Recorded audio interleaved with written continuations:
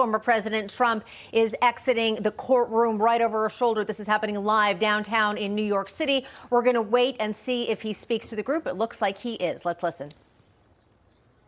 Can't even allow articles to be put in. As an example, these are articles that were over the last day and a half. They're very good articles. They say the case is a sham and it shouldn't even be tried. It shouldn't have been submitted. And I don't even know if you're allowed to put them in. We have a gag order, which to me is totally unconstitutional. I'm not allowed to talk, but people are allowed to talk about me.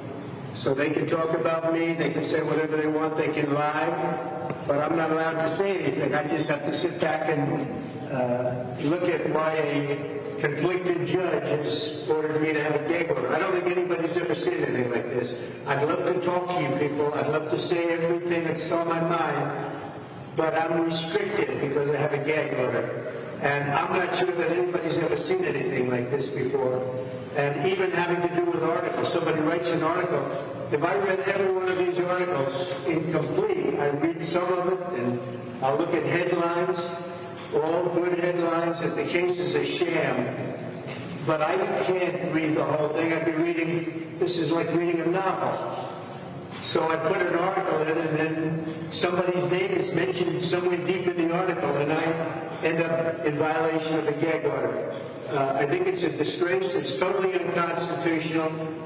I don't believe it's never, not to this extent, ever happened before. I'm not allowed to defend myself, and yet other people are allowed to say whatever they want about me. Very, very unfair.